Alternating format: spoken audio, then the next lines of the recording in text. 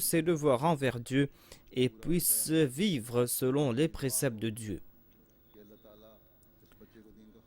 Au cours de cette période de grossesse, elle doit prier pour qu'Allah fasse de cet enfant un serviteur de la religion, qu'Allah le détourne des choses de ce bas monde, que cet enfant ne soit pas enclin vers ce bas monde, mais qu'il puisse se dédier pour la religion. Et après la naissance de cet enfant, on doit faire son éducation afin que cet enfant puisse à chaque instant comprendre ces faits et que l'enfant puisse aussi comprendre que je suis un Waqfi Zindagi, que j'ai dédié ma vie et qu'au lieu de tomber dans les choses de ce bas monde, je dois me présenter pour servir la religion et je dois consacrer ma vie à la religion.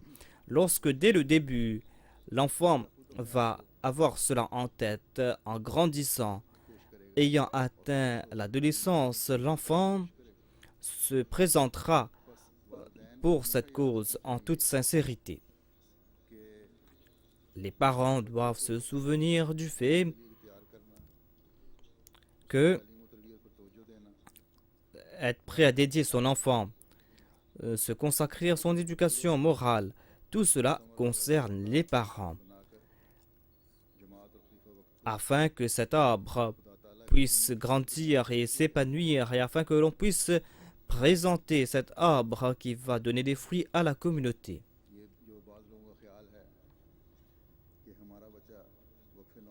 Certaines personnes pensent que notre enfant est Waqf Now et que dès le début, c'est la Jamaat qui va s'occuper de notre enfant. Cela est complètement faux.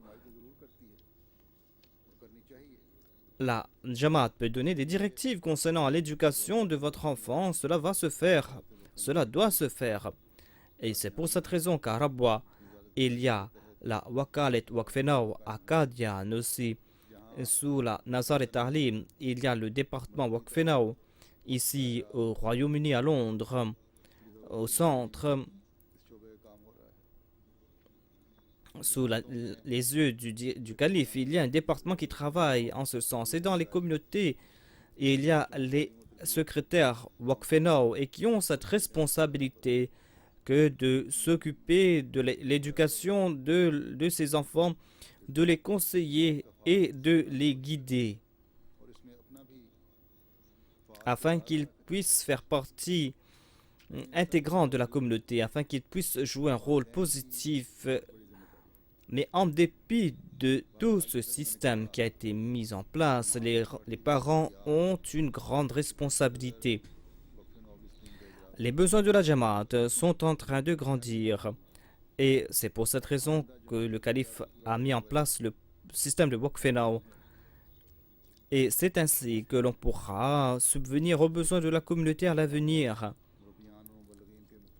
Et à part les missionnaires, il y aura aussi des gens qui doivent se dédier et qui vont travailler dans différents domaines.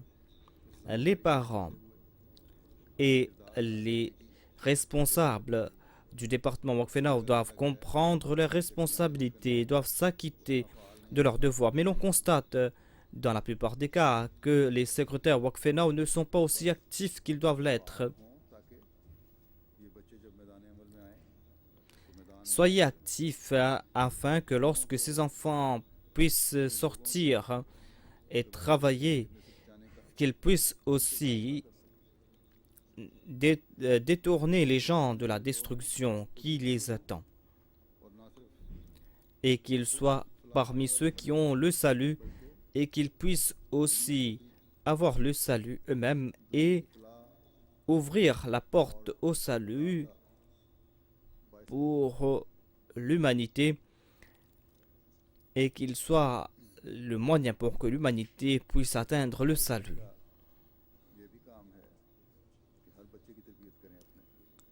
Certes, les parents ont aussi la tâche de faire la tarbiya de leurs enfants et si un enfant Ahmadi se détourne de la foi, ce sera quelque chose de très difficile pour la communauté. Tout cela nous a été confié à nous, les membres de la communauté, mais On doit aussi faire comprendre aux enfants Wakfenao dès leur tendre enfance que nous t'avons dédié pour la cause de Dieu.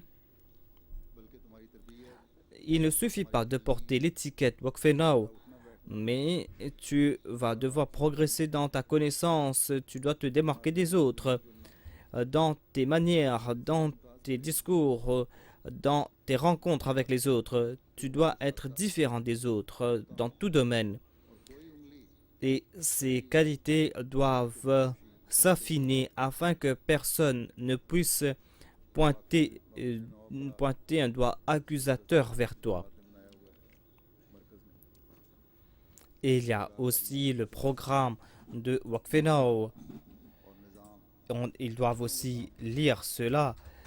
Et les membres de la Jamaat aussi doivent suivre ces principes, ce syllabus, afin que l'on puisse aussi progresser dans ce domaine. Et c'est ainsi que l'on pourra relever les défis de l'avenir.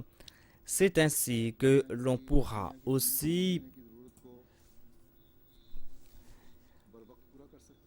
faire comprendre aux autres l'importance de la foi et que l'on pourra les servir au moment opportun. Et que l'on se souvienne aussi du fait que les enfants eux-mêmes doivent avoir ce désir d'apprendre les choses de la foi afin qu'ils puissent aussi comprendre ces faits. Sinon, les contraindre à apprendre et les contraindre à dédier leur vie n'aura pas de succès, ne sera pas quelque chose de positif. Le Messie promis alayhi salam déclare qu'on doit avoir de telles personnes qui puissent méditer sur la foi. Le saint prophète Mohammed Mustafa sallallahu alayhi wa sallam a enseigné les choses de la foi et que ces personnes puissent méditer sur ces points. Nos Waqf Zindagi et ceux qui veulent apprendre des choses concernant de la foi, ceux qui veulent dédier leur vie pour cette cause, ou les enfants Waqfenao qui sont en train d'étudier dans les différents Jamia de par le monde doivent se souvenir du fait que le saint prophète Mohammed lui nous a enseigné des points concernant la foi. Que nous a-t-il enseigné concernant la foi? Quelle est la foi qu'il nous a présentée? Quel est l'exemple qu'il nous a présenté? Hadrat Aisha a fait cette déclaration et sa déclaration doit nous servir de direction. Et elle a déclaré Kana khuluquhul Qur'an. Son modèle était le Saint-Coran. Sa foi, c'était le Saint-Coran. Il comprenait chaque aspect du Saint-Coran et traduisait le Saint-Coran dans la pratique et répandait ses enseignements dans le monde. Tout croyant doit suivre l'exemple du Saint-Prophète. Mais ceux qui méditent concernant la foi, ceux qui font des efforts pour apprendre des choses de la foi et qui font de telles déclarations, ces personnes qui se démarquent des croyants ordinaires et qui appellent les gens à accomplir de bonnes œuvres, des personnes à propos desquelles on a l'espoir qu'elles vont encourager la vertu et qu'elles vont aussi interdire le mal. De telles personnes doivent plus que tout autre suivre ces principes énoncés par le saint prophète. On va devoir donc à chaque instant faire son analyse de conscience, surtout ceux qui ont dédié leur vie pour la cause de la foi. Si nous disons que le Saint-Coran est la loi parfaite, eh bien, ces gens qui méditent sur la foi doivent plus que toute autre personne suivre ses enseignements, vivre selon ses enseignements, afin qu'ils puissent s'acquitter de leurs responsabilités, afin qu'ils puissent être des exemples et inviter les gens vers la foi, afin qu'ils puissent de la meilleure façon possible s'acquitter de leurs devoirs. Je vais vous présenter maintenant quelques dires du Messie premier l'Islam et ses espoirs concernant les gens qui vont se dédier pour la cause de la foi. Il déclare: nous avons besoin de telles personnes qui, dans la pratique, montrent quelque chose, qui ne se contentent pas de faire des déclarations. Déclarer qu'on possède de la connaissance ne sert à rien. Donc je m'adresse maintenant à tous les missionnaires.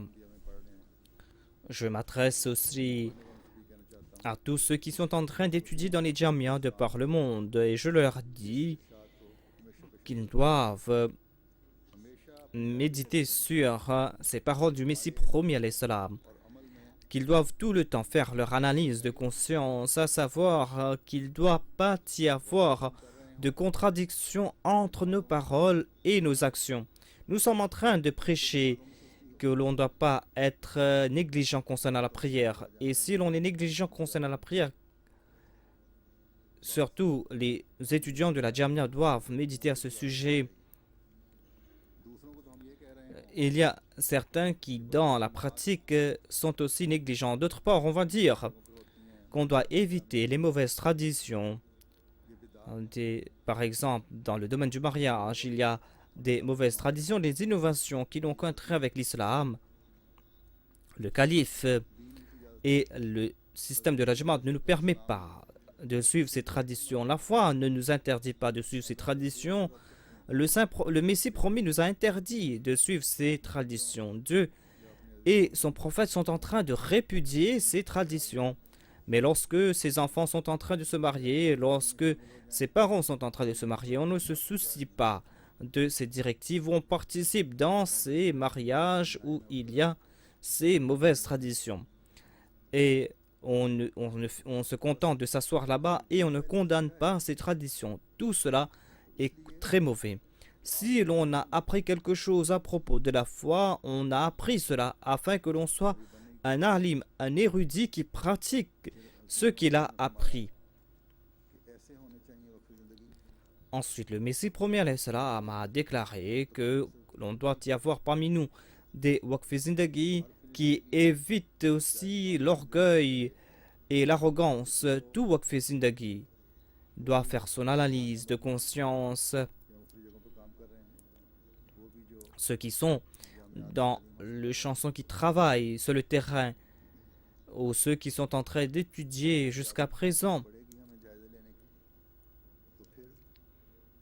Lorsque nous aurons cette habitude de faire cette analyse de conscience, il y aura certainement un changement. Cette année-ci, par la grâce d'Allah, il y aura la première promotion de missionnaires qui va sortir de la Jamia de Canada. Et il y aura aussi les premières promotions parmi les Waqfenao. Il y a certainement des Waqfenao missionnaires déjà au Pakistan peut-être. Mais l'on doit se souvenir que l'on doit faire preuve d'humilité, de modestie. Voilà les qualités véritables d'un missionnaire. Mais il faut aussi maintenir sa dignité. Le Messie premier alayhi salam a aussi déclaré que nos missionnaires doivent lire nos ouvrages, doivent augmenter leurs connaissances jusqu'à la perfection. Il n'a pas dit que vous devez votre connaissance doit atteindre la perfection. Donc, lire les livres du Messie premier alayhi salam au cours de la Jamia, vous étudiez cela. Et lorsque vous allez sortir sur le terrain, vous allez devoir lire ces ouvrages, car ce sont ces ouvrages qui vont nous présenter les enseignements véritables de l'islam. Et il a aussi déclaré que le missionnaire doit aussi se contenter de ce qu'il possède. Il doit posséder cette qualité qu'est le contentement. Et le Messie premier alayhi salam a déclaré que si on ne possède pas ces qualités que sont le contentement, l'on ne pourra pas participer dans le domaine de la prédication du message. Quel est le désir du Messie premier alayhi salam? يلعن.